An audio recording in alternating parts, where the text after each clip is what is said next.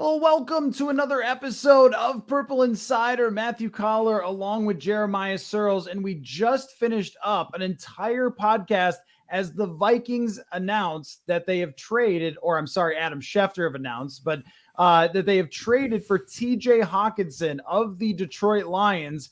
And they're not getting us, Jeremiah. We were still sitting here. We were still ready. So even though we completed the entire podcast in which we talked about the passing of Adam Zimmer and the things that they're facing going forward here with some of their offensive line issues and so forth. But one of the things we did not touch on was Irv Smith's injury. And now they bring in one of the top tight ends in the NFL, a move that pushes the chips to the middle of the table, something that I've been kind of advocating for some time. This is a huge move for the Minnesota Vikings to get TJ Hockenson. He's a top 5 tight end in the NFL, in my opinion. I mean, this dude can do it all. He can block, he can run, he can catch. I mean, this is a young Kyle Rudolph. This is what Kyle Rudolph was when he was young and he could go in an all-pro caliber, Pro Bowl level caliber.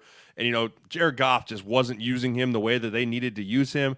I mean, this is an instant upgrade at tight end. No offense to Irv at all, but this is a first-round pick, dude that was incredibly productive in college, and a dude that comes and brings a whole new level of weapon at the tight end position.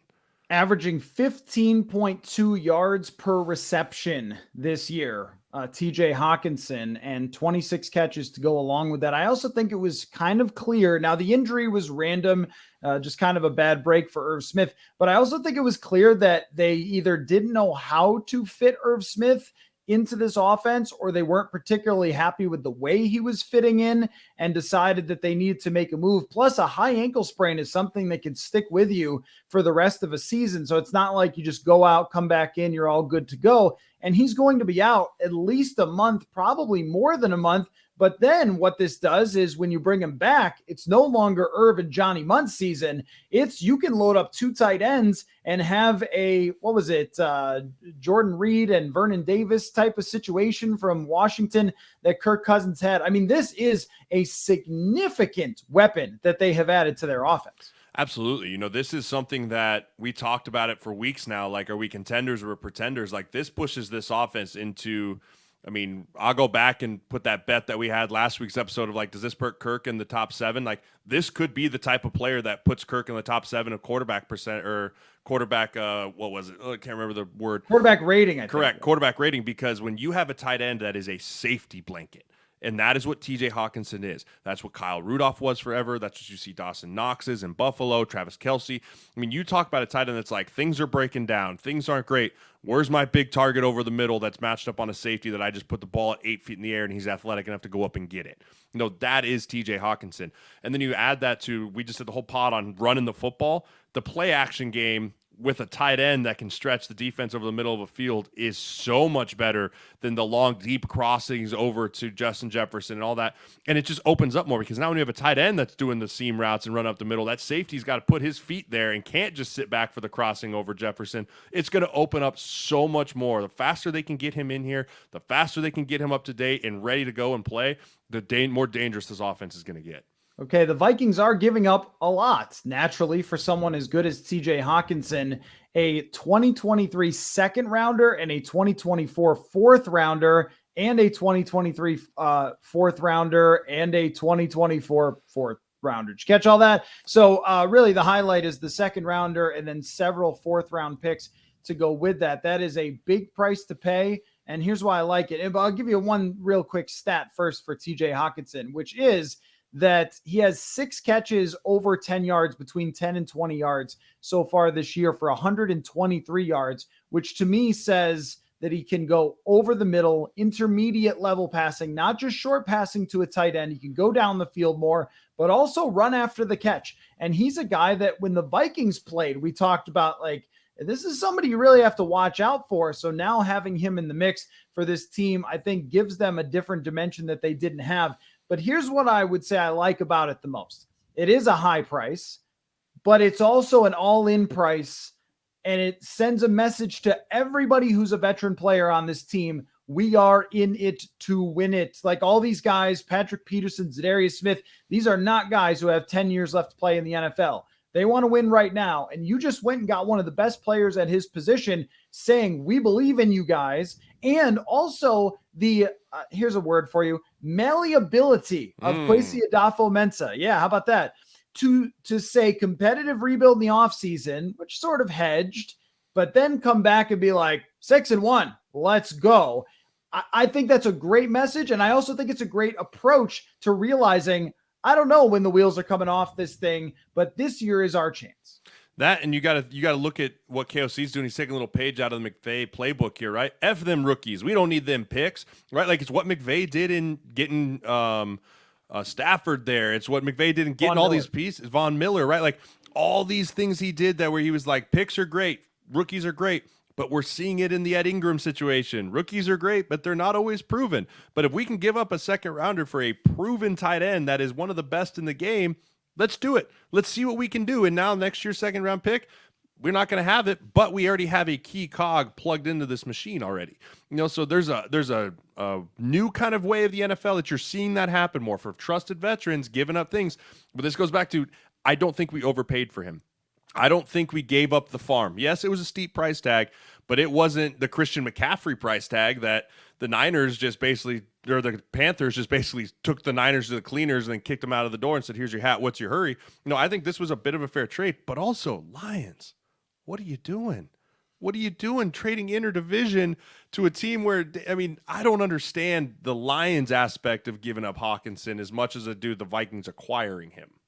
Okay, real quick clarification, because the initial tweet on the what was coming back was a little confusing. It seemed like the Vikings were giving up numerous fourth-round picks, but instead some of that was coming back their way. So it is Hockenson and a second next year and a third the year after, and the Vikings are getting a fourth in 2023 and a fourth in 2024 along with him.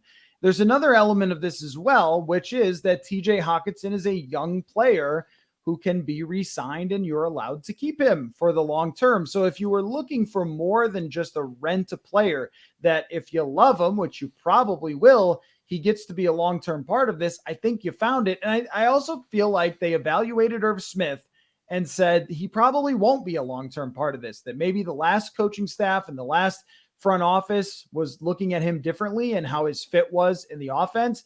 But the idea that you could pair long-term Justin Jefferson with TJ Hockenson to have two weapons there that can go down the field, at least to some extent with a tight end, but is very dynamic.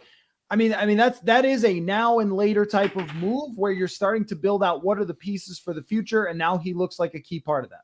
Absolutely. He looks like they found a long-term solution to a problem that they've been trying to fix for a while now. Even as Kyle's on the back end of his career, he wasn't what he was. And you're looking at Conklin in here for a little bit. It didn't work out for him. Like, this is a tight end friendly offense. This is a tight end friendly league. And so if you can have a weapon at tight end, it just gives you that much more advantage. Can you believe how much different right now is than the last 2 years of Purple Insider? It's insane. It's wild. The last 2 years we've been trying to, every week it's like, okay, same song and dance, here we go. But this is what winning franchises do. This is what winning head coaches do. Like you said, you go all in. It's not 1 foot in, 1 foot out. What are we doing? How are we doing this?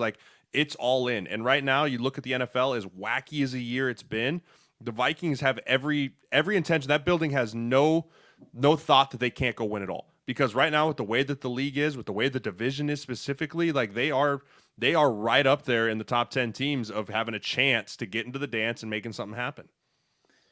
All right. Well, that was an additional 10 minutes to the 45 minutes that we already recorded and an instant reaction to the TJ Hockenson trade. We will have, of course, so much more reaction to this trade, what it means to the Vikings the rest of the way. But you and I had to quickly jump back on, and I apologize for how it's going to sound, the edited version, because we are going from this to how we started our show, which was with the passing of Adam Zimmer. So I am apologizing now for that. I am as well.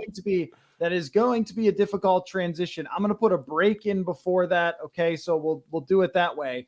But that was what we were feeling waking up about the passing of Adam Zimmer. But now a reaction to TJ Hockenson becoming a Minnesota Viking, a huge, huge, huge move for the Vikings. So thanks for jumping back on, Jeremiah. Hey, you didn't go anywhere. Nope. Didn't even leave the chair. All right. Well, they tried to get us, but they didn't. So thanks again for your time, and we'll talk to you later. Later. Now, the rest of our conversation that we recorded 10 minutes earlier. Thank you. Just before we started recording, some tragic news came out about Adam Zimmer, former Vikings co-defensive coordinator, son of Mike Zimmer, passing away at the age of 38. And I think it's appropriate for us to start there. Jeremiah, somebody that I covered a large part of his career as the linebackers coach and then defensive coordinator. He was on the staff when you were a Minnesota Viking. And this is one where you wake up and you look at the news and are just taken back and completely shocked. I was trying to think of something to say, something to put on Twitter, whatever. And I had nothing. I mean, just completely shocking. And this is somebody who is almost the exact same age as me, and very similar age as you, to have passed away at such a young age. And Mike Zimmer, after having lost his wife and then now his son, that man has been through so much already. And now this is just got to be devastating to Mike Zimmer. So feel incredibly bad for Mike Zimmer, the entire Zimmer family. And this is tough for a lot of guys who are on that staff who know him and know what a kind and friendly person he is. Always someone that was great to deal with for us. But I think the biggest thing that always stuck out to me was just his friendliness, that everybody in the building seemed to like him. And I am just so sorry that this happened to the Zimmer family, that Adam Zimmer passes away. Yeah, terrible. And my client actually is the left guard for the Bengals, and so he was on the analyst there. And so I texted him this morning and he was like, it's been a weird 24 hours. Like, they have the big loss against Cleveland last night, the news this morning. And, it's a tough thing. And, I started thinking back to my interactions with him when I was there with the Vikings, and him and I had kind of a funny relationship in the fact that, like, I used to play center on scout team.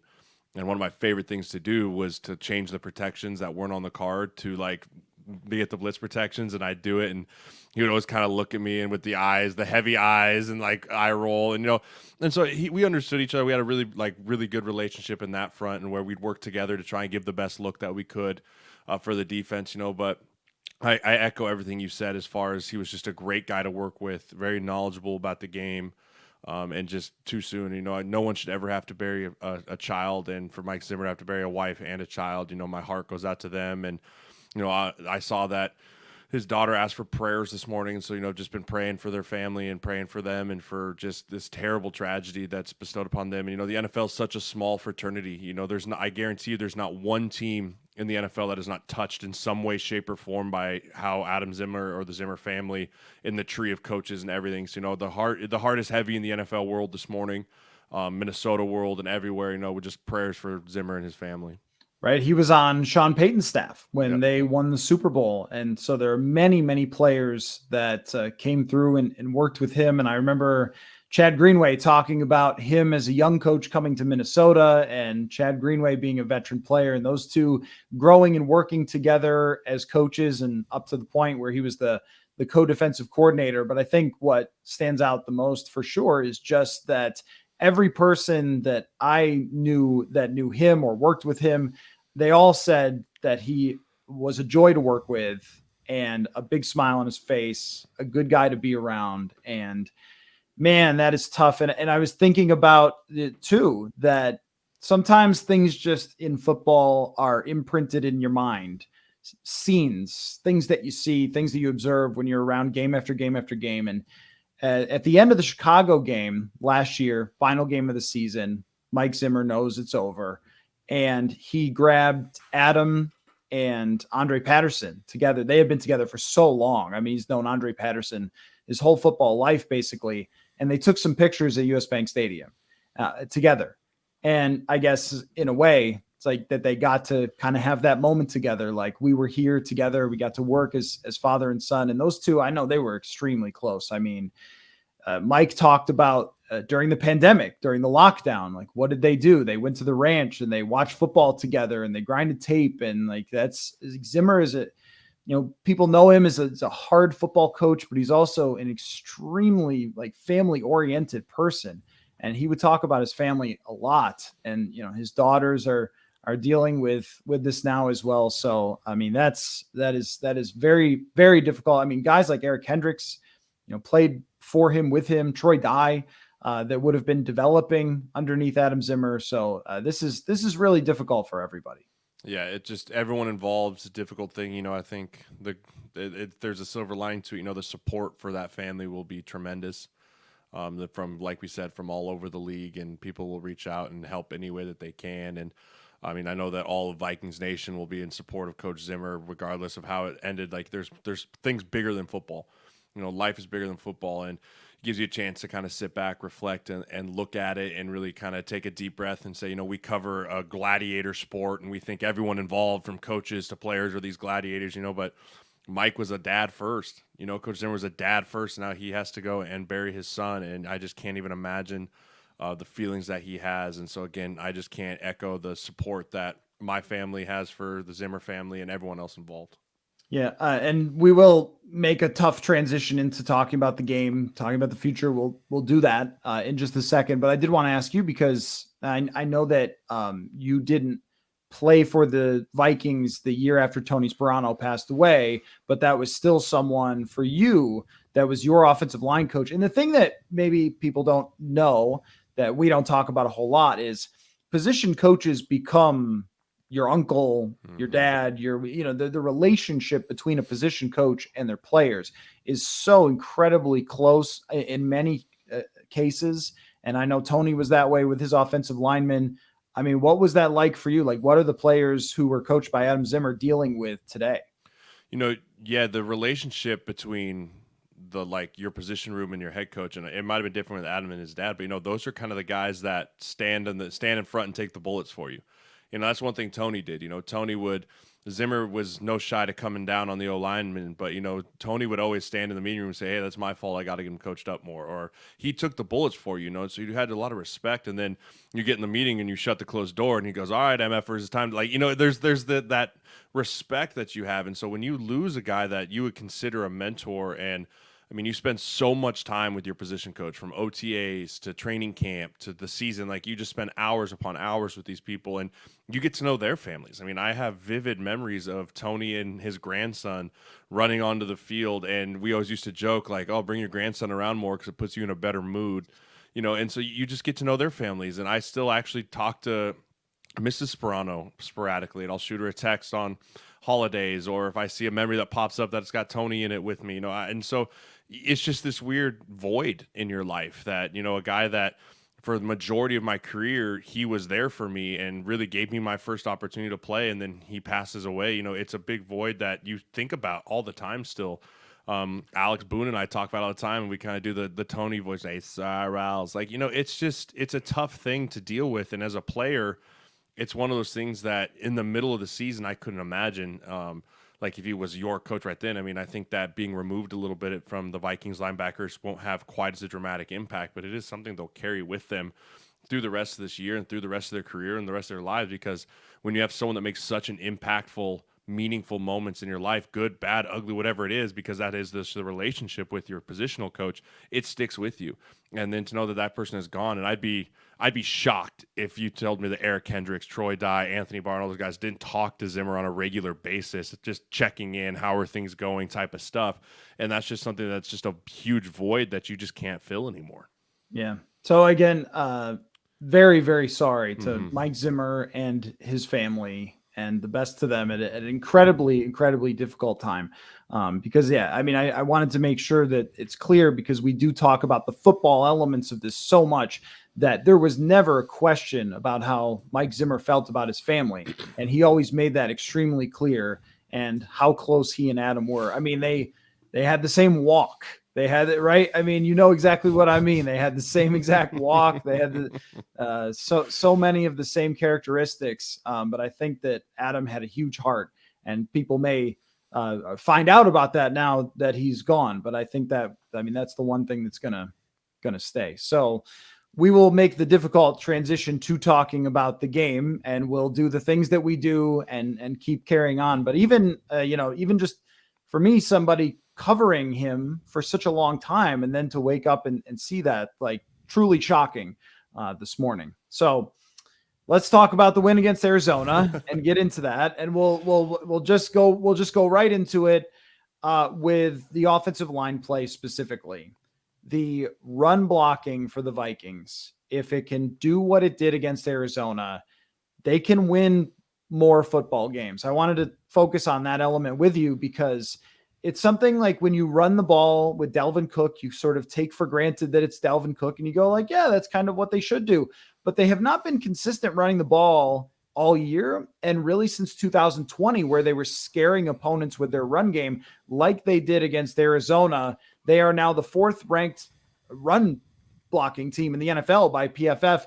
And I feel a very, very strange saying this, but like lean into the run, Kevin O'Connell. It's okay. You're allowed to do it. It's 2022. Things are weird, but I feel like that is now kind of got to go back to being there's the centerpiece of their offense if the blocking is going to be there. You know, and this all goes back to early in the game, creating success in the run game.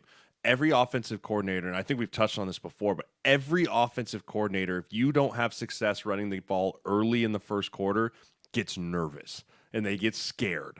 And unless you have a guy like Derrick Henry back there that you know is just going to wear guys out physically throughout the game, you start to kind of, okay, that didn't work. I don't want to get stuck in 2nd and 9. Let's throw a slant instead of just go the inside. You know, it's just natural coaching, like how they feel. And I've experienced it at every level. You know, so when you have a guy like Dalvin Cook and you hand him the ball 20 times in the game and you're having success for all 20. I mean, you're averaging 5.5 yards a carry with Dalvin. You get confidence in the run game. And when you as a play caller have confidence in the run game, that gives your offensive line and tight ends and running backs confidence in the run game because you're basically saying, hey, you did it well. Let's keep doing it. And you can build off that momentum. And you put on the other side, like the defense immediately has doubt in their mind when you have running success early. If you have running success early, the defense immediately gets on their heels and you start going into the mind of the defensive play caller and they're starting immediately going, oh, shoot, man, now we're going to have to drop a safety in the box. Now Jefferson's going to be open. And it just creates all this doubt in the mind of a defensive play caller. So committing to the run early and having success early is the key to success for this Vikings run game. If they don't have it early, I don't see this all of a sudden like a third quarter explosion where it's like, oh, well, we didn't do it in the first half. Maybe it'll work in the second half. Like they have to establish the run early in games if they want to have success through the entire game. I think you saw that from Cliff Kingsbury on Sunday, Yep. where their first couple runs went nowhere.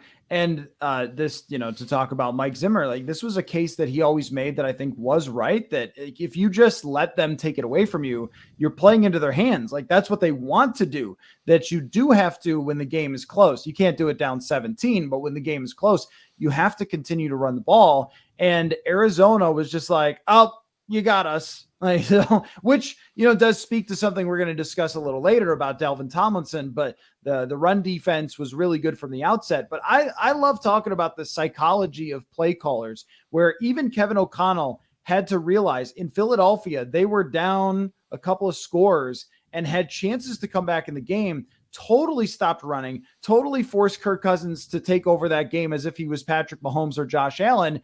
And it cost them, where they were in the red zone, 1st and whatever, 10, and you're not giving Dalvin Cook a chance to make a play there at all and forcing Kirk Cousins to throw it. Once the defense knows that you're going to do that, I mean, they can play completely differently. So the domino effect of that is so interesting. And I also wonder what you think is working on the offensive line from a run blocking perspective, because we will get to some of the pass protection issues on the interior and maybe see if you have a hot take on that. But the running, I think this is interesting to me. With tackles, they often look at it like, how good are you at pass protection? Oh yeah, just like do some stuff in the run. Like just don't fall over your own feet as one offensive lineman did on a play. But this is a weapon they have with Brian O'Neill and Christian Darrisaw. They can run around those edges. Those guys can seal players off and create big gains. That's where I feel like they need to really focus is how do you run more behind Christian Darrisaw? Yeah, a lot of that'll come with the pin pull stuff. I think when you have tackles that are really athletic and you can get them out and they're powerful. I mean, look at what they used to do with Jason Peters back in the day when he was a stud. Look at what they do with Lane Johnson and Trent Williams and guys that can move and get out and get mismatches on corners and safeties. If you can pin all these linebackers, everything in, it allows the running back to just follow this hugely athletic 300-pound human being, let him crush a corner and then have the speed to go. And so you add those wrinkles of being able to get these two tackles on the edges and reaching and circling around guys. It makes the linebackers have to hold just a little bit longer inside, because they're thinking, okay, if this guy pulls, I can maybe shoot the gap and get through. Or on the flip side, it makes them think, oh, I got to be a little wider. So if he pulls, I can try and meet them out there so that he's not meeting a safety. He's meeting an outside linebacker. And when you can put hesitation in the mind of linebackers, then they're sitting there going, okay, is it pin pull outside or is Dalvin Cook coming in the A gap? And just a half second of hesitation from a linebacker is the difference between him shooting a gap or a half second longer of a double team sticking on a defensive lineman, getting maybe 1 extra yard of movement vertically before having to snap off on that linebacker. So I think that that's a lot of the success in the run game, is because you can do so much, because Dalvin is probably one of the most versatile, if not the most versatile back in the NFL, with being able to pull and have the speed to come around the outside, but also wiggle through a hole in the A gap and then put his foot on the accelerator. That if you can just mix and match and say, we can run it all. We're not a one-dimensional. We're not a just downhill. We're everything, because of the pieces we have in play on the edges of the offensive line. It creates a lot of explosive runs, which is what you want to see with a guy like Dalvin. Can you explain pin and pull for Yes, pin and pull. So a pin pull thing is essentially you're trying to cut the defense in half. So let's imagine here that you have a 3 receiver set to the left of Darrisaw, right, in a bunch formation close to him. You have a point guy, say it's Jefferson. Then you have Adam Thielen, and then you usually have a tight end. So say it's Irv or whoever is going to replace him with being dinged up. The pin pull is the idea that your front 2 guys in that bunch are going to want to pin everyone down. So they're going to block down, and then you're going to pull Darrisaw, and you're going to pull one of that tight end, so that you have 2 lead blockers now, and you've cut the defense in half with the pin, and now you have 2 guys leading the charge. And it's usually a wide pitch to the running back, or from the gun, it'll be a handoff across his face. And now you have to circle the defense with 2 big blockers out in front. And so that's a big idea, that the pin pull system goes there. And what's great with the pin pull system is the play action off of that is incredible. The play action off of that, because there's so many moving parts in front of you, and there's so many guys coming left and moving right and everything, that all of a sudden you run that exact same thing in a play action. And now that guy that was down blocking on a linebacker acts like he is, and then he sticks his foot in the ground and goes north and south up the seam, right? So the pin pull scheme is fantastic. The Eagles have ran it forever. You saw LA ran it a lot last year. And now you're seeing the Vikings are starting to sprinkle it back into this offense too. I just checked, and Justin Jefferson has an average run blocking grade, which deserves a medal. I mean, because this offense asks a lot from their wide receivers in blocking. And he's not Cooper Kupp, who's just like an animal out there. But I mean, when it comes to, if you can get a superstar receiver to be an average run blocker in this offense, and then you can set up situations where you have tackles pulling. You mentioned Lane Johnson, but on both sides, they can pull either way. It's not just one side of the defense like, okay, well, Brian O'Neill might pull. Now you have 2 dudes who can pull and get out in space. And there was a play I was watching where this happened, where a linebacker kind of came flying over and ran into Christian Darrisaw like a brick wall, like cartoon stuff, just bounced right off and is like, okay, like that is a weapon. And you know how easy that is for the offense when your guy can do that. I mean, it just, when you can get big gains and frustrate a defense with plays like that, with tackles out there pulling, everybody's having a good day. And that's what happened against Arizona. If they stuck with it even more a little early on, I feel like they could have just run up and down the field the whole day. Yeah, it's one of those things where as you're having success with the run game, you're like, man, when do I get back to the pass? It's like, when do I sprinkle back in the pass? But overall, like the complete game that the offense put together, I thought was pretty good. Having to ask Kirk to only pass the ball 36 times is a good thing. I love Kirk's. His decision making, I thought, was pretty good on Sunday. He did well. I mean, no interceptions, which is important. But just having the ability to let Kirk sit back there and not ask him to have to do too much because you have the run game going is when Kirk is at Kirk's best. And we talked about, like in Philly, where all of a sudden the run game was out the window, and now it's like, all right, buddy, the entire success comes and goes on your shoulders now. And he has the ability to do that, but he's just better when he doesn't have to. And every quarterback is, unless you're Josh Allen or Mahomes, and like you're basically like, no, we're not running. We're just throwing it every play because I can put the ball anywhere on the field. You want to have that balanced offense. And also you look at the teams that have the super pass, they're not running at all. They don't have Dalvin Cook. they don't have a superstar at running back. Like, that is such a weapon that if you can get him and Jefferson going, that's a two-headed monster that's just going to be really, really hard to stop. And it's just going to be key to not turn the ball over, because this defense has gotten turnovers. Some of them have been luck, a couple of fumbles that bounce your way. Maybe a punt returner should just catch the ball. But I mean, that was one of the most unforgivable fumbles where it just bounces off the guy and no one was even around him. But that's neither here nor there. They're making plays on special teams. I don't see that changing. They have good special teams players and a great punter who can flip the field.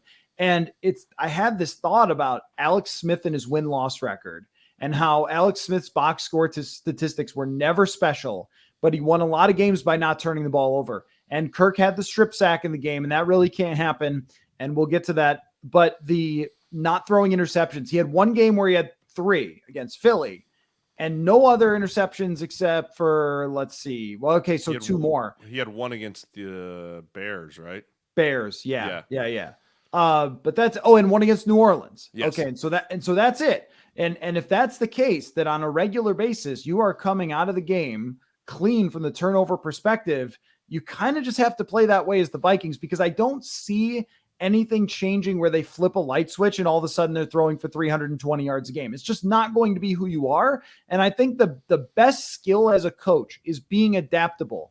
And kind of like, I mean, we make a lot of 2017 references here, but Pat Shurmur had to go a certain way when Case Keenum and Latavius Murray and Jerick McKinnon are his guys, as opposed to Sam Bradford, and Dalvin Cook in the backfield. It's just different. And so then, screen passes to Jerick McKinnon where he was getting in space and using his quickness and things like that. And, getting receivers down the field off of play actions, and those underneath little boots, dropping it off to Kyle Rudolph for 7 yards, 8 yards. Those were extremely effective. And he just played so well to Case Keenum's strengths. And I think that that's sort of the challenge here for Kevin O'Connell. I know what you want to do, but you can't do that, but you can still have a very good offense with the talent that you have. Yeah, and I think we're seeing more and more of the growth of Kevin O'Connell as a head football coach. We always talk about he's got to do this because he is the head football coach, but he's learning how to do it too. This isn't something that he's well-traveled, been all over the place and been a head coach here or there and D coordinator here, offensive coordinator here, quarterbacks coach here. He doesn't have the well-traveled, but what he's doing is he's not drawing a line in the sand and saying my way or the highway. He's allowing himself to be influenced by probably Kirk Cousins and by other people on the staff and other veterans on the team, and saying, okay, what's working, what's not? Let's work on this thing together, which you're seeing more and more in the NFL as more of a collaboration with these younger head coaches than it was with the old days of the Busey, Bill Belichick and the Bill Parcells of nope, this is how we do it. If you don't like it, I'll find someone else that'll do it. And the teams that are doing well are having success with that. If you're crazy if you don't think Andy Reid and Patrick Mahomes and Josh Allen and those guys are all not sitting down with their old coordinators every week and saying, okay, let's work through what's working, what's not. And you're seeing growth in that from the Vikings offense. You're seeing new wrinkles every single week. You're seeing things that we've done well in weeks past, doubling down on those in the next week. And we're testing the defense. We're saying, hey, we did this really well last week. Can you stop it? And if not, we're just going to keep doing it. And then, if you scheme to stop that, well, guess what? We're one step ahead of you now, and now we're moving to this new scheme. And that's the growth of an offense. That's the growth of a coordinator. That's the growth of an entire team. And you're seeing that week in and week out from this Vikings offense. I want to know your opinion on the approach, the player-first approach, because after the game, unprompted, 3 different people, I think it was Thielen, Cook, and Zadarius Smith, they all said, even when they were not asked about this, it really goes back to the beginning of the year and Kevin O'Connell setting the tone from the outset. Now, a lot of this is hindsight and we write the narrative later, right? If it works, then we're that's why it worked, when, things could have gone a different way. But I also think that the way that this team has gelled together is something that, I have seen before on winning teams.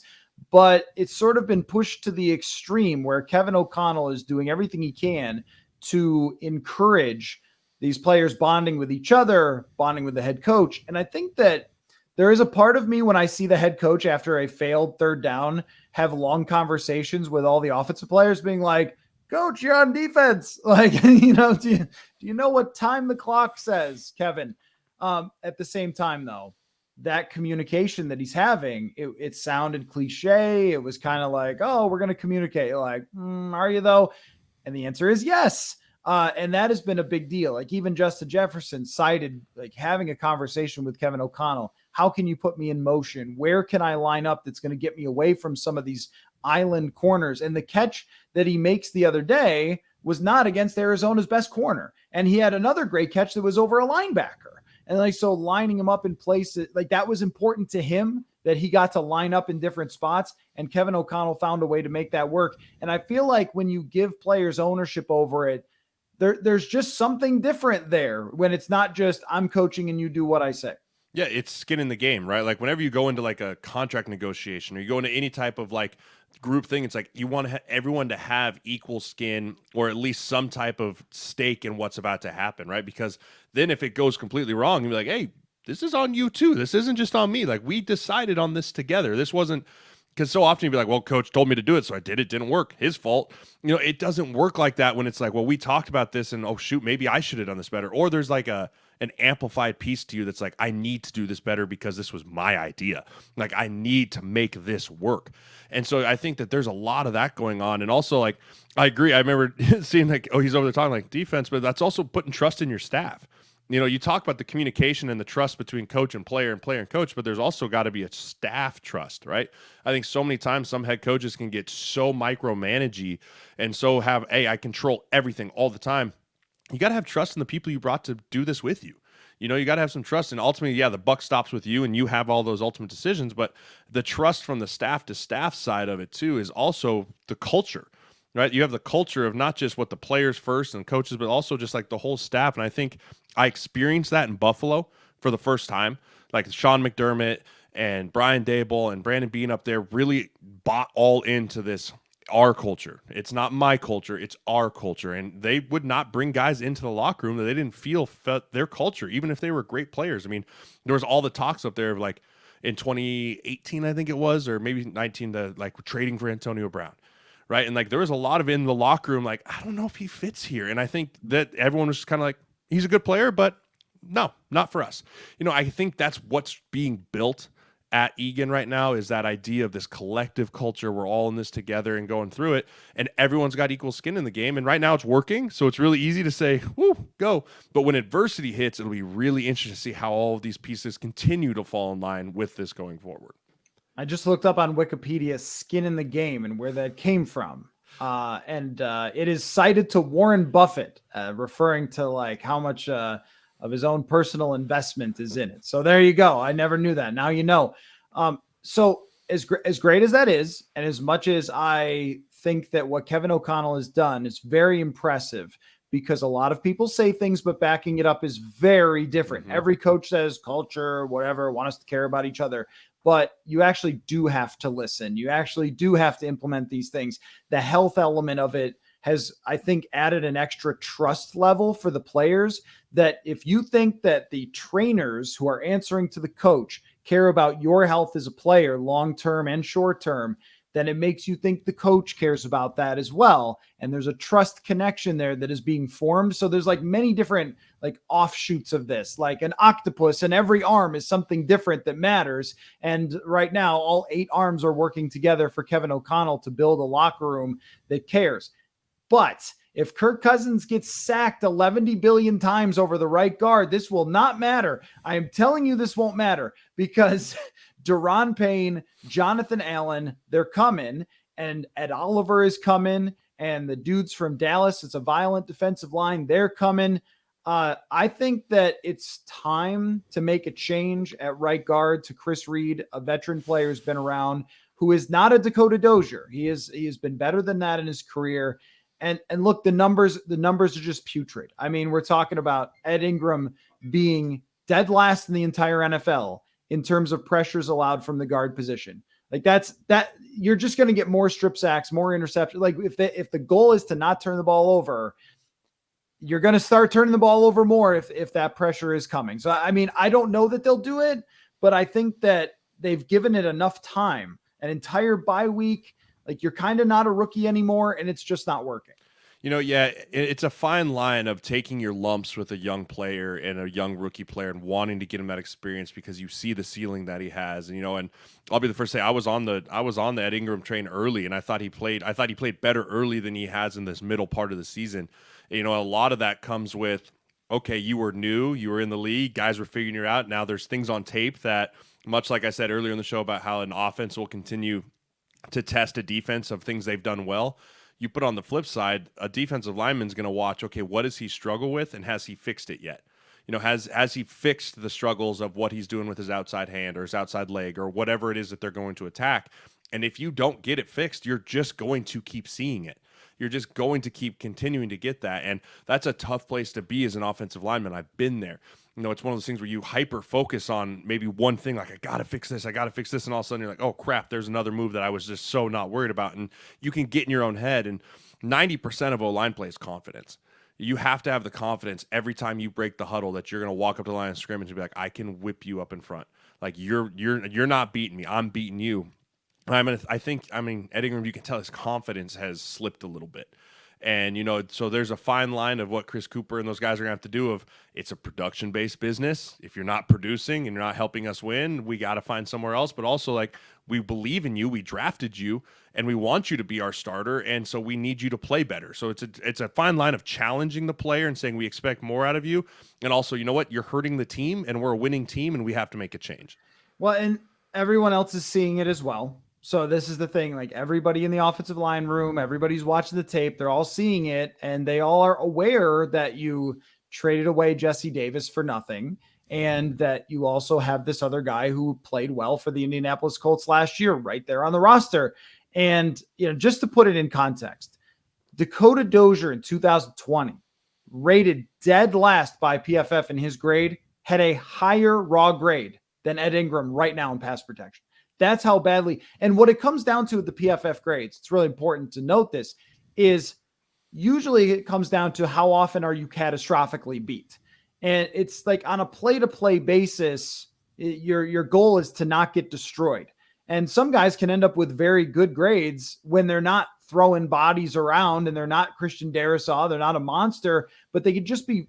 Mitchell Schwartz was like this, like just this super, super solid play, was never catastrophically beat, but that's happening way too often. And that's how you get strip sacks. And here's something I'd love you to analyze is, like, as a young player, I think it's incredibly difficult on the offensive line to deal with the stunts and the twists and the simulated pressures and everything that comes along with it, because it's just not like that in college, and especially the violence of the players, the strength, the experience, all those things, which is why, you can't count on a draft pick to fill a spot.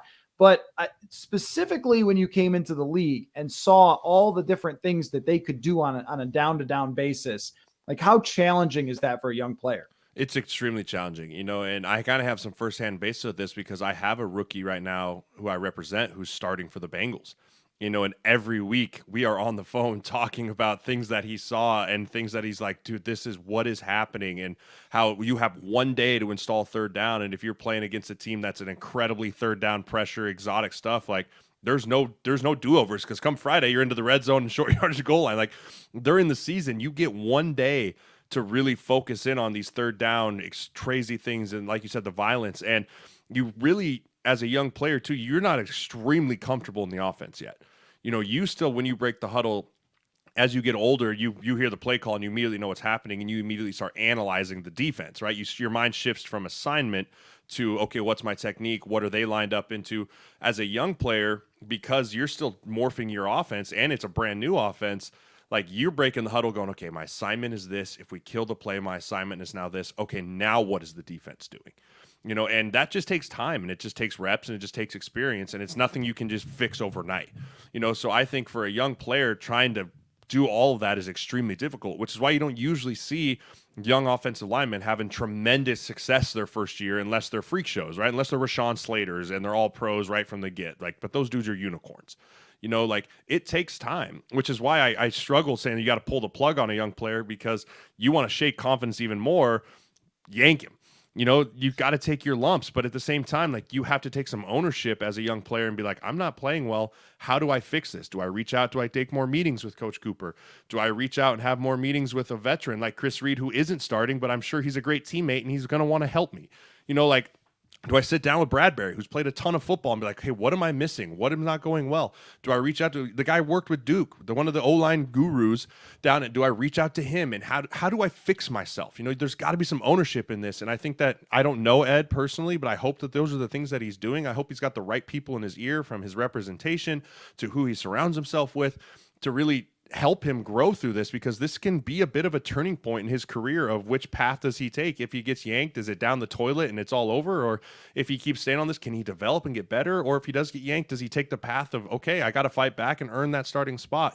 So much goes into the psyche of a young player, but it all comes back to what I always keep saying, is it is a production-based business. And when you're on a team that is chasing a playoff spot, chasing a division title, chasing a championship, eventually the head coach, the offensive coordinator, the O-line coach are going to have to make a decision that's best for the team and not the individual. If they were 3-3, I would say stick it out and see what happens. You're 6-1. Like the calculus just changes on so many things when you're 6-1, because you have to play now we could go to the Super Bowl maybe. Like, if you're looking at Super Bowl odds right now, your team at 6-1 is rising those ranks. You're not a middling team that's trying to develop players, so you have to play the best player. And I think that is Chris Reed at this moment. And if they put him out against Jonathan Allen and he gives up 3 sacks, like, does that help the confidence and the growth? It's also just the reality of the NFL and offensive linemen. So DJ Humphries didn't play the other day. He's a good player now, though. He wasn't a good player until like year 4. I mean, this is just how it goes with offensive linemen. Garrett Bowles. Right. Garrett Bowles for Denver, everyone wanted to decapitate that dude the first 3 years of his career, right? He had the most holding penalties the entire NFL, first round pick. Oh my gosh, get him out. Terrible. Pro Bowl, All-Pro his 4th year, one of the highest paid left tackles. He goes out this year in the left tackle position for Denver is a dumpster fire. So it takes time. It just takes time. Right. And so that's why asking him to start right away was maybe a bridge too far. Drafting a guy who played left guard for his whole college career outside of 1 year when he was a freshman. So he hadn't played right guard since he was 18 years old. And he's playing against, of course, college competition. And now you're changing sides, which is harder than people think. And then you're going up against very difficult players. And I think that's really what's been the difference, the quality of competition recently, where, hey, JJ Watt might not have what JJ Watt had in 2014, but that guy's still a beast. And Zach Allen is a beast. And so that's why when you're going up against more of these guys in Washington, I think you need to put in somebody who gives you a better chance. You can't have the worst play at that position in the league. And this is another, like, it's every kind of coach goes through this in a season where it's like Mario. People still play Mario, right? Like, yes. That's okay. Super Mario, but like different versions of it, probably some handheld game or whatever. But everyone understands that you are dropped into a little universe, and then you hop through that universe, but you run into different stuff. You run into bad guys that you have to beat or whatever. And then you get to Bowser, and he's like the big boss. Well, Kevin O'Connell is running into these mini bosses here, and this is one of them. It's like a hard decision. I thought that the first player arrest was certainly not handled with an iron fist. I wouldn't call that a big L for Kevin O'Connell, but I also think that there's more you can say than just like, we like that guy. Like I thought that there have been some challenges that they've passed where you come off a really tough loss. How do you bounce back? You go to London, then back here, then Miami, and then that's a lot of travel, and that's difficult. There's been a lot of things he's passed, and this one is kind of another, like, you have a hard decision here. And also, do you think you're GM, and do you think that Ryan Grigson, the guy who seemed to be behind that draft pick, you think they want that guy benched? So now, like, we got now we got some action here, folks. And if you lose to Washington because your guard position is not good, then it's going to be already conflict there of the management wants to see him play. And these are all the things that you can run into. So this decision will be one that they might just hope and pray. But if it continues to go this way, and if it costs them any games, like it almost did against Arizona, if Arizona scores a touchdown after that strip sack, I mean, we're talking about maybe a different game. So I think that this is going to be a difficult situation for them to face if they start losing some games and if he continues to play like this, if they don't make a change. But yeah, I agree with you. And I think this goes back to you kind of trusting your staff. You had a guy who played the position as your offensive line coach, right? Chris Cooper played the guard position. So he understands what it takes week in and week out to make it work in the NFL. And so I think he has to be the one to come to O'Connell and be like, it's time. Like, I've done all I can to prepare him. I've done all we can to get him physically, mentally ready. And right now it's just not clicking. And I have trust in him, and they come to him together and say, we're not giving up on you, but for the good of the team, like, this is where we're going to go. And I think Chris Cooper is ultimately going to have to be the one that makes that decision. And I think O'Connell will support him in that decision too. Okay. 6-1. How many wins do they end the season with? 11. I'm staying with it. Okay. You're not changing. I'm not changing. I'm still staying with 11. And a lot of that is predicated off if this defense can continue to take the ball away. Yeah, because they're not stopping the down to down. Right. And then they're going to face amazing receivers the next 3 weeks in Terry McLaurin, who made another incredible catch the other day, and then Stephon Diggs, and then CeeDee Lamb. And does not get easier for this defense. Real quick, love to see it, hate to see it. I've mentioned on the show a number of times, PJ Walker, 68 yards in the air. And I know they lost that game in hilariously stupid fashion because they're the Panthers. But PJ Walker showing what he's got, former XFL guy with a cannon throw, which is one of the coolest throws I've ever seen. It just kept going. I mean, that was an amazing moment, and really, really good for him showing the league that he can play. He's going to be in the league for a long time after the way he's played these last couple games. I agree. My love to see it is Taylor Heineke, the return of Taylor Heineke coming back to U.S. Bank, right? I mean, he's coming. Well, they're going there. They're going to. Excuse me. They're going out to FedEx. But to have Taylor Heineke, who started his career in Minnesota and then bounced again, another guy that bounced out of the league for a while. He kicked a window, cut his ankle up, fought his way back, got benched for Carson Wentz, all these things. And he comes out and he's winning. He's winning football games. He's playing well. Another guy that is a good game manager and has given his team position. And it'll be fun because there's still guys on this Minnesota team that were there when Taylor was there too. So, there's a little rivalry here. I'm sure Taylor would love nothing more than to come beat his old team and do all that. But I'm really excited to watch Taylor face off against Kirk. Yeah, and he's a fun player. I mean, He honestly is. And I'm sure he was just trying. He just left his keys outside and was just trying to get in when he kicked the window in. It was just a total misunderstanding. But real quick, another love to see it would be Tua coming back and playing as well as he played. I know it's not against the most threatening defense in the league, but I think that's just good. Like, he went through such a horrific injury, and then to be able to come back. And hate to see it. Every time I believe in you, Bengals. Every time I'll come on the show and be like, man, put those Bengals right up there with Buffalo and KC. They're on their way. Hate to see it as just every national game this year. Just bad. This hasn't been fun. No, it's not. It's been horrible. Jeff Bezos is really, unfortunately, he's really not loving that Thursday night deal that he paid for there. I think my hate to see it is just Tom Brady. The GOAT, the greatest of all time, undisputed, just life in complete shambles. Football's not going great. And then all of a sudden, I kept telling everyone, like, dude, it's rumors. They're not getting divorced. Right. It's not real. That's all just people throwing smoke. And then it was almost like, man, I played really terrible yesterday. How do I deflection? I know I got divorced today, posted on Instagram, and you're just like, holy crap, what is happening to what we all deemed him as the untouchable, right? Like, everyone was like, if I could be Tom Brady, married to a supermodel, like, perfect life, perfect kids, winning Super Bowls. And just to see in a short amount, like 7 weeks, the complete fall of Tom Brady in 7 weeks has been really just not fun to watch as a fan, as a player of the game. Like, no one is enjoying, unless you've been a Jets fan your entire life and just hated Tom Brady forever. Like, no one likes seeing a fall like Tom Brady is going on right now. Yeah, I think, first of all, look, if you're tweeting celebrating a man's divorce, you're sicko. Just stop it. You're not a good person. Stop. What is wrong with you? Like that, I don't even feel comfortable with the fact that that's even like a news story. Like, I don't want any part of what's going on with Tom Brady and his wife. But Tom Brady and Aaron Rodgers making me hate football every time they play, making it seem like, you know how they're like, oh, it's a kid's game we get paid for. Like, not for those guys. It's an old man's game that they hate and want you off their lawn and never want to touch a football ever again. It is the most miserable experience watching those two men play football. And that is a hate to see it, because at very least, no matter as Vikings fans, how much these folks here in Minnesota have hated Aaron Rodgers, you got to admit, when he makes one of those throws, you're like, it's pretty cool. I mean, he's not even really doing that. And he just looks like he can't stand playing football. It's like, you hate to see that. Yeah, so 100%.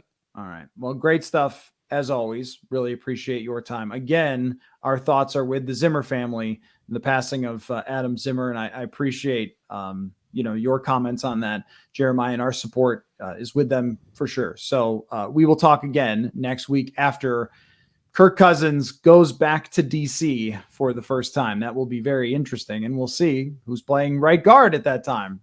So thanks a lot, Jeremiah. See you next week.